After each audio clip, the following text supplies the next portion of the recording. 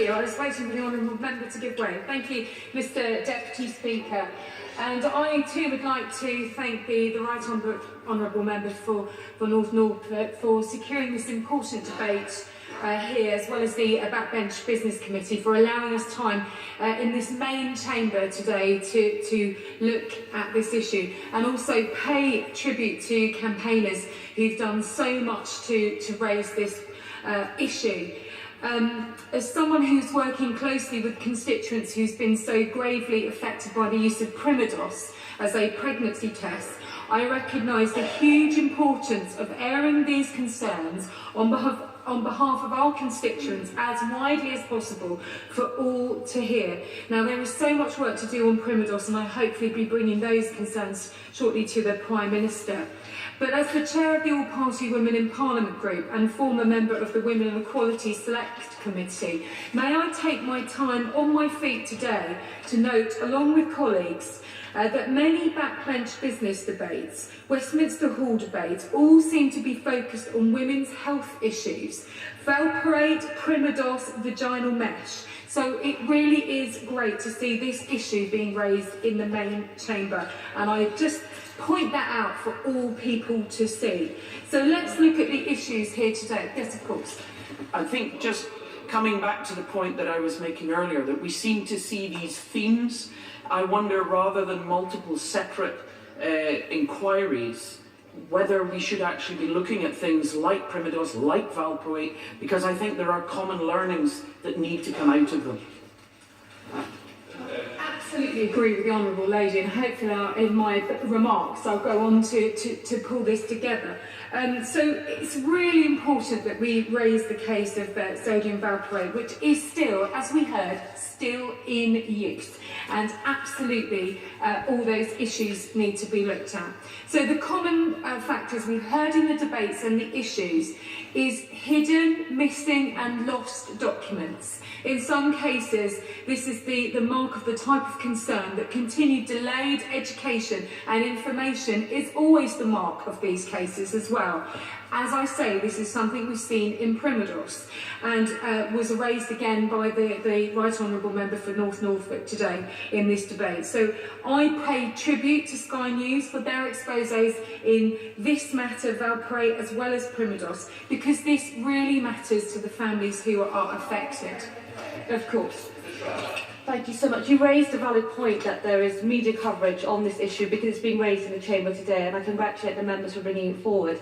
One of my concerns about it being raised in the Chamber, it might make some women nervous about taking medication if they are pregnant, or considering whether they want to fall pregnant if they are on medication. So surely one of the messages we want to send out today is please consult your doctor and just don't respond to everything you read in the press if you are taking epilepsy medication. Very good. I thank my honourable friend for that. Yes, many of us will have constituents, friends or families affected by epilepsy, which in itself is very serious, and of course perhaps maybe bipolar disorder. So it's really important to recognise that the appropriate use remains very important. It can be effective and a useful treatment in the vast majority of patients, if done right, if managed, if educated and if understood.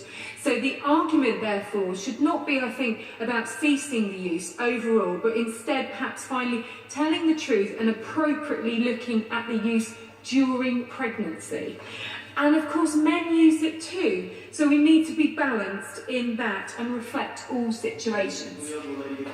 Yes, of course. She's making really good points. I just wanted to make the point, I totally agree with her that this is an appropriate drug for most people, but I just want the guidance to be followed. And the guidance is clear that for women of childbearing age, it should not be used unless there is no alternative. And we just need to stick to that guidance and make sure it's actually implemented everywhere. So absolutely, speaking about this issue in this chamber will empower our women constituents, before and during pregnancy to make the right choices and to be informed, and that absolutely should be the outcome we should all be hoping for. Now, yesterday during a debate in Westminster Hall on mesh implants, very similar issues, that mothers in particular, new mothers, had taken advice that they were given without hesitation. And absolutely the same goes for your first pregnancy. Your body is changing, it's an unsettling time. I would imagine for people suffering from epilepsy or bipolar, this would be even more a nerve-wracking time. So it's absolutely right that we're measured in our conversations on this. And it's important that our specialists ensure that women in this position are given right and proper guidance, and that patients absolutely need that knowledge, and patients need that more than anyone. They live with the consequences if things go wrong, and they will always look at their decisions looking back. But if they haven't had the information, how can they truly know they've made the right decision for them and their family? Often siblings impacted as well. So the government has a really important role today to play, and MPs as well, about raising awareness around any medical situation during pregnancy, including sodium valproate. And I recognise the efforts that have been made with the labelling on the packages, and I'm sure the Minister will agree with me that there is more that needs to be done. This drug, introduced back in 1974, has been crucial, but the support from the families affected is also crucial. I do welcome that young people who've been affected are now going to be included in the new framework for health and social care for children and young people. It's been a real battle, but CCGs and local authorities are getting to grips with that. So it's really important they get that support on a local level. And can I also welcome the Parliamentary Under Secretary of State's meeting which is forthcoming with the APPG on this. I know that the ministers are taking this seriously, but I do ask the Department of Health, and this is where I started in this speech, about some assurances around women's health issues. The similar issue around Primodos, the similar issue around mesh campaigners. We have moved into an incredible place on blood contamination. Some of my constituents affected by that, and I have been written by constituents in EC about raising this one. We wish to see more action, and there is a common denominator here. Of course. I thank the Honourable Lady for giving way. Would she agree with me that 2 years ago I asked the Minister to extend the Primodos inquiry to include valproate, and that was declined because I was told that the two issues were very different, yet they seem to be quite similar. Does she think that was a missed opportunity? I think any opportunity as a woman standing here in Parliament of not raising women's issues is absolutely a missed opportunity, and I know the Minister's listening intently. And I've heard the issue raised by the Right Honourable Member, I'm not sure, Member for Newport West, about the seemingly cosy relationship that the MHRA has when it suits it, or sometimes the laissez-faire attitude it has when it suits it. It's incomprehensible that there can't be more independence injected into this area. We need openness, we need reform. Therefore, I would also like for the Minister to take a look at the position in France on this issue and consider setting aside some funding for perhaps a compensation regarding medical accidents. Few of us in this chamber can imagine the hardship, guilt and heartbreak of the impact of taking a simple prescription drug during a pregnancy and knowing that it may or may not have had an impact on the child that you receive. And I'm very lucky to have two healthy, beautiful daughters, but we are all absolutely at the mercy of decisions that we take during our pregnancy and also the professional guidance that we get. We are very fortunate right now to raise the opportunity of awareness for people going forward in this situation, but there are those who have not been lucky enough to be informed of those decisions. And so this is a really important debate today. I urge the department to actively work with the MHRA to give patients full confidence both in them and all pregnancy matters. Liz McInnes. Thank you, Mr Deputy Speaker. I'm very pleased that we're having this important debate today, and I want to pay tribute to the Honourable Member for North Norfolk for securing a discussion on this subject and also for setting out so clearly the issues that we're addressing today. Now, my career before I was elected as Hayward and Middleton's MP was as an NHS clinical scientist. Working in a biochemistry laboratory, I was very familiar with sodium valproate as part of the battery of anticonvulsant drugs for which we regularly tested patients in order to help their clinicians better monitor their treatment and ensure that their dosage was at the optimum level. However, until I met Emma Murphy and became aware of her campaign, I was not aware of what appears to be a systematic failure to inform women of the potentially damaging effects of taking valproate during pregnancy. Now, Emma herself only became aware after watching a television programme about fetal anticonvulsant syndrome that her own children's health problems were probably attributable to the anti-epileptic drugs she had taken whilst pregnant, which had been prescribed to her from the age of 12. And like everyone, I think, in the House today, I'd like to pay tribute to Emma Murphy and Janet Williams for the great campaigning work that they've done and that they continue to do. The damage to the developing fetus is thought to be caused in the first trimester of pregnancy, when the anti-epileptic drug crosses the placenta into the fetus, and the effects depend upon both the dosage and the drug. But sodium valproate, or Epilin, is indicated in 80% of cases of fetal anticonvulsant syndrome. And experts such as Dr. Peter Turnpenny, clinical geneticist at the Royal Devon and Exeter Hospital, say that Epilin may affect around 560 babies every year.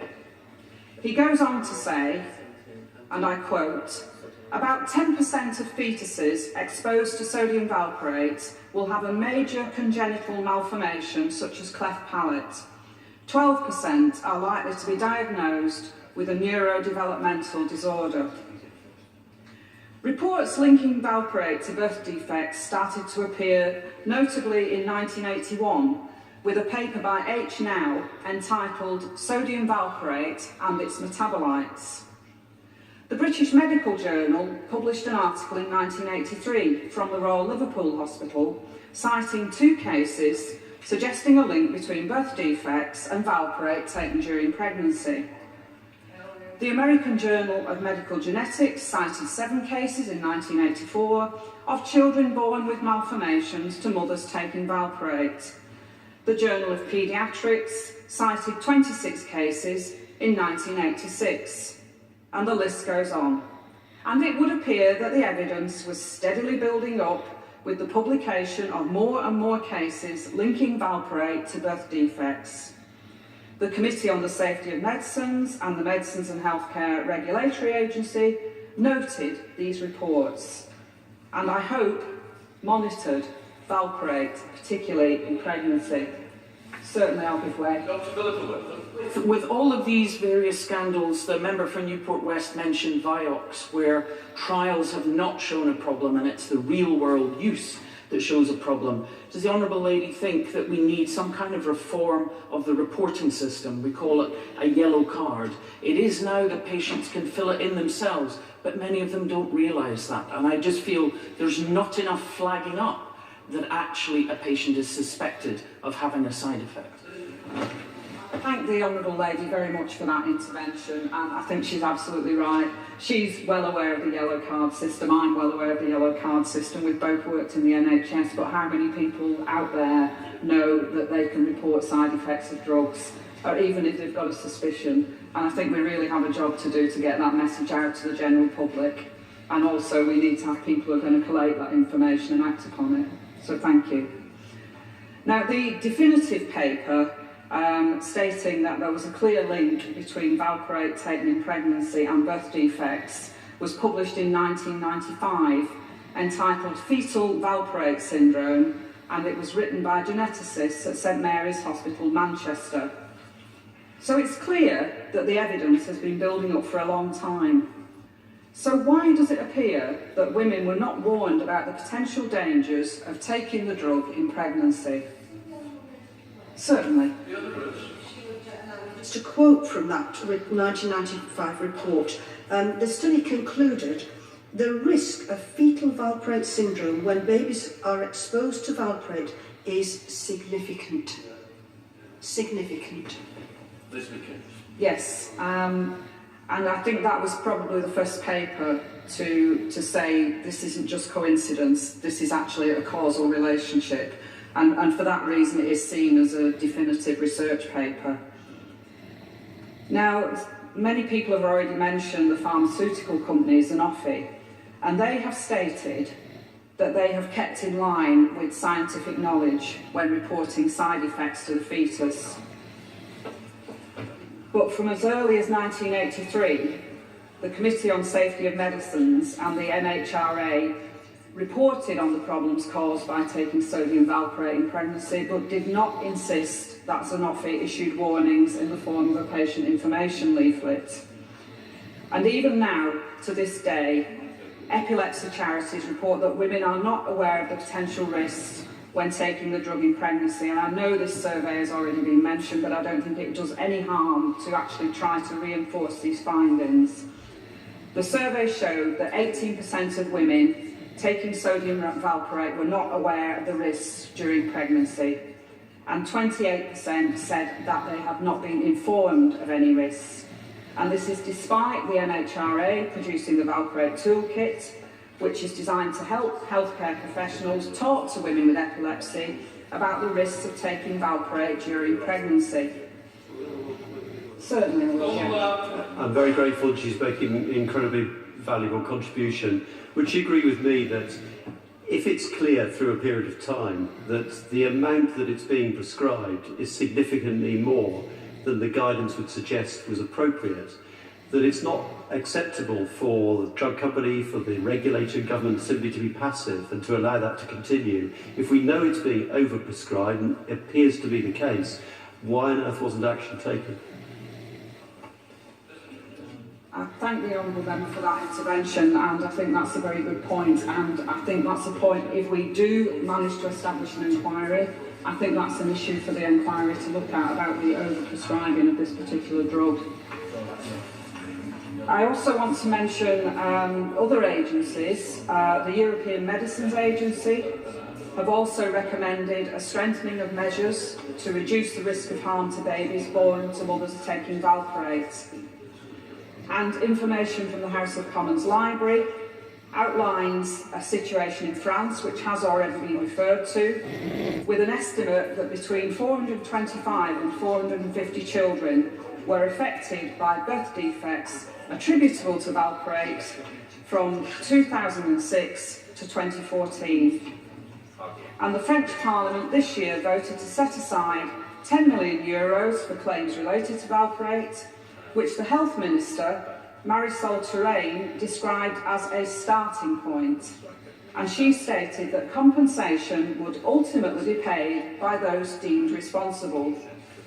She said, "I regret that Sanofi didn't seek an amicable settlement as a matter of principle. I hope Sanofi will change its position." Sanofi had no comment to make on the Minister's remark.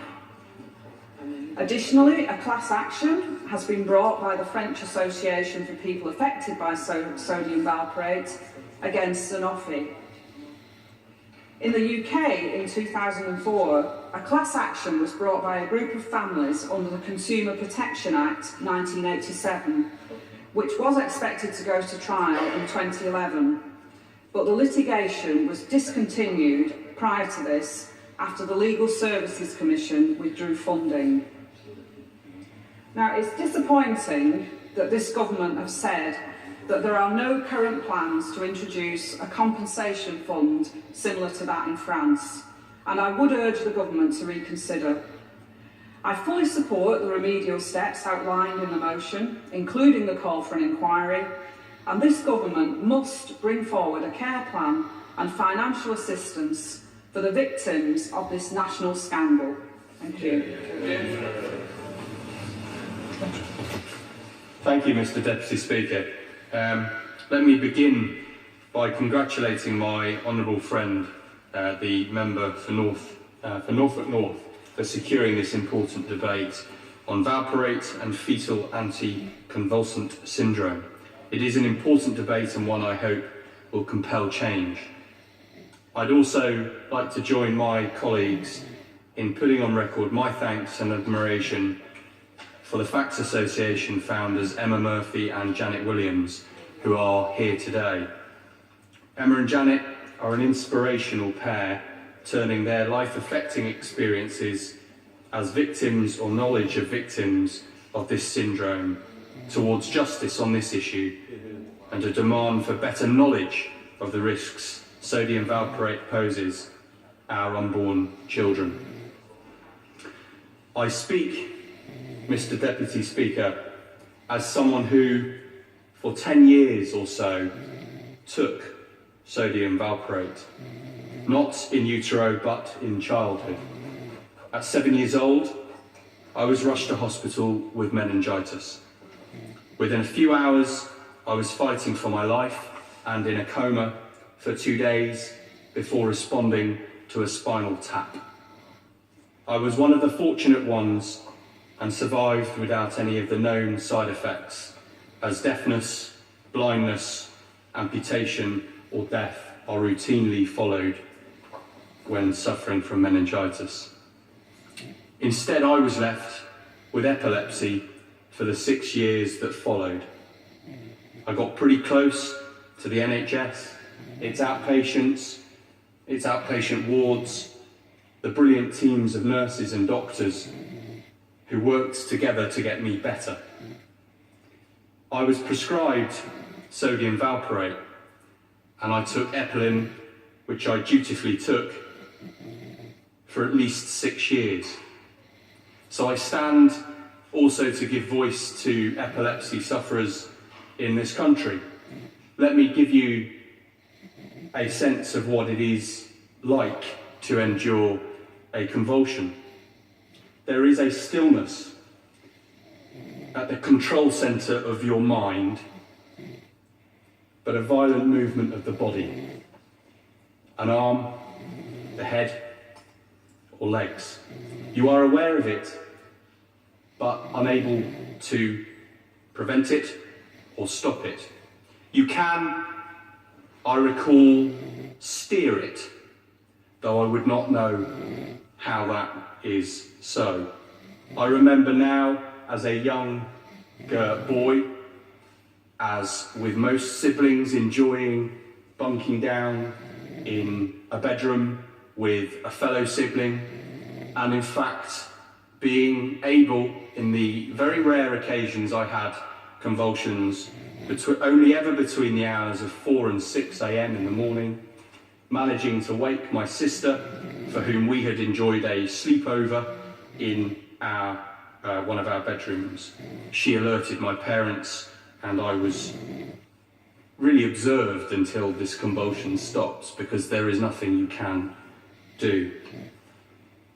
Epilin, sodium valproate's commercial name, is widely thought to have been the greatest contributing factor in curing me of epilepsy.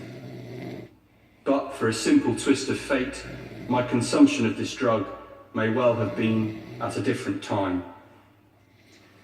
When presented with the National Archive papers of minutes from 1973 and 1974, when decisions were taken to withhold the knowledge of this risk to fetal development by Emma and Janet, I was stunned. Notes in these meetings, in the minutes 1973 and 4, advising 2 consecutive different governments not to include any warning or information on the risk. This is all too familiar.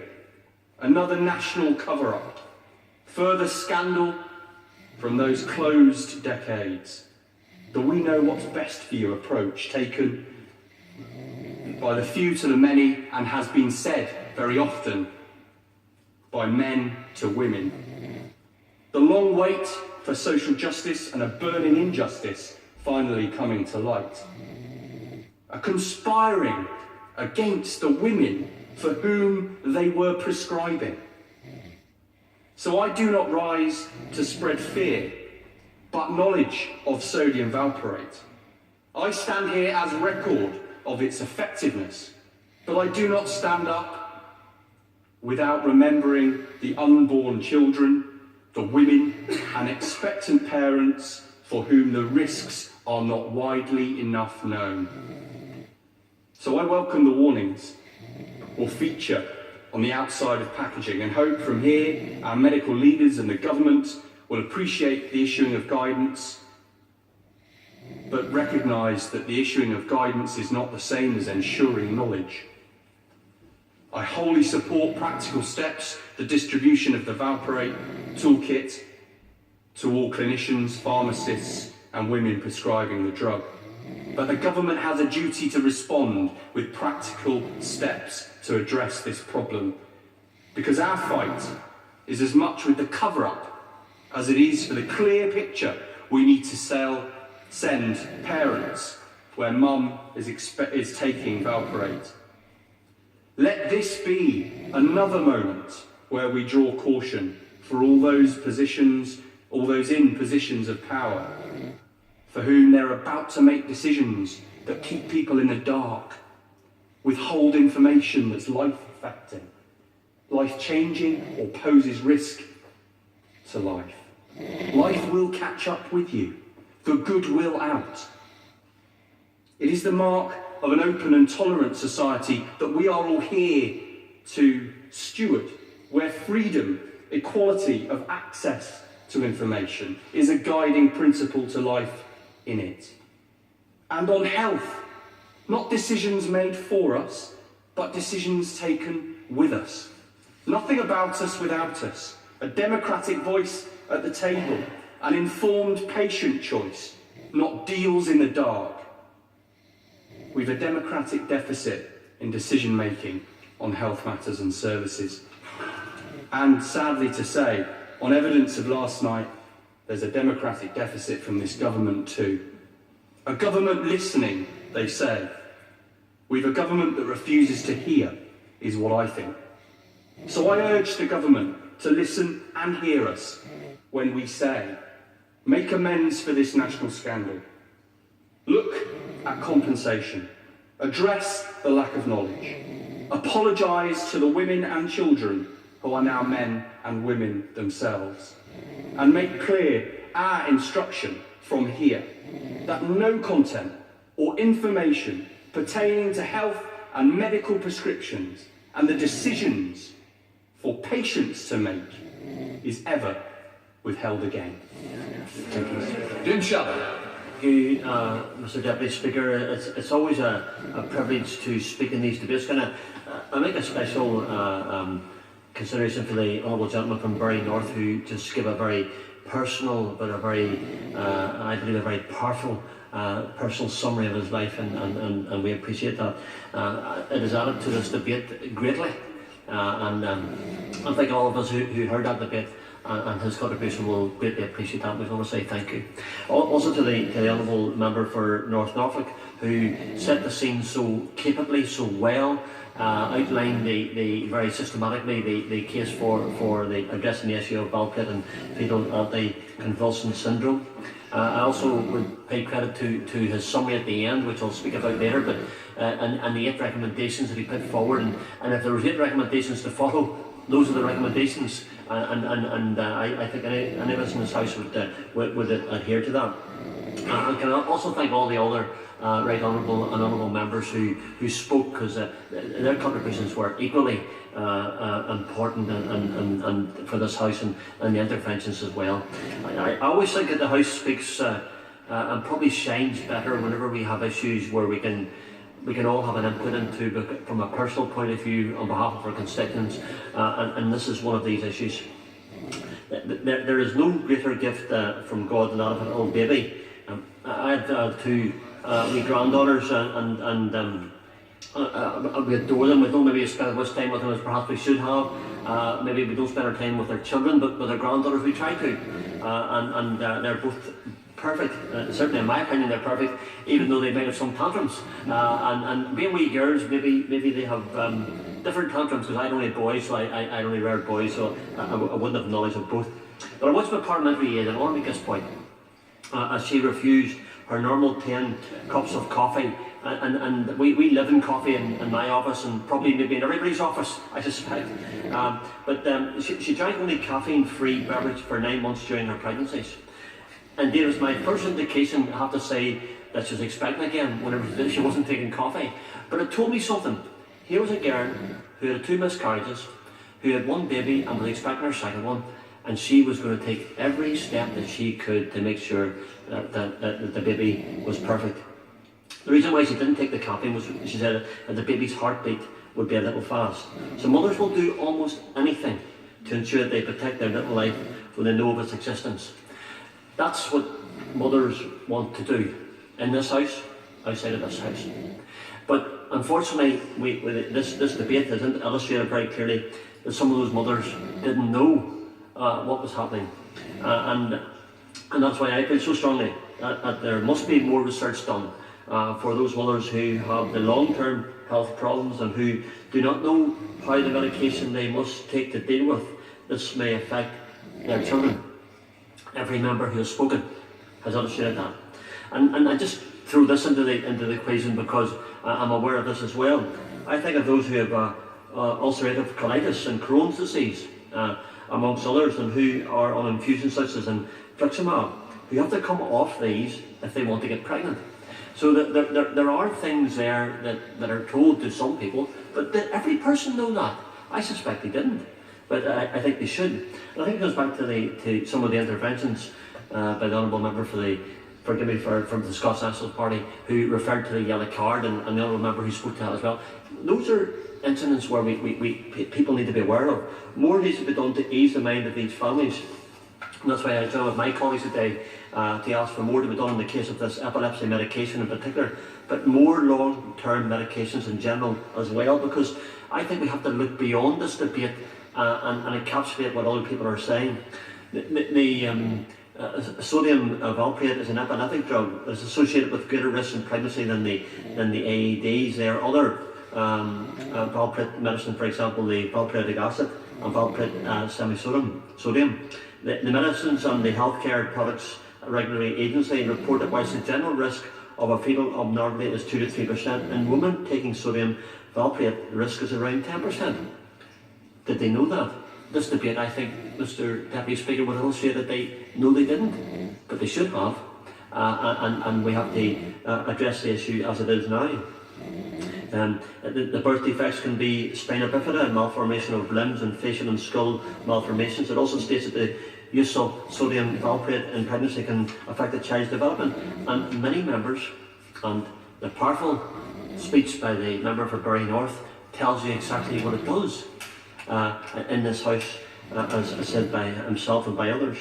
It delays in learning to walk and talk, and lower intelligence. Again, other members have referred to that. And children of the same age and poor speech and language skills. We've had many unfortunately scandals over the years. The thalidomide is one that I can relate to because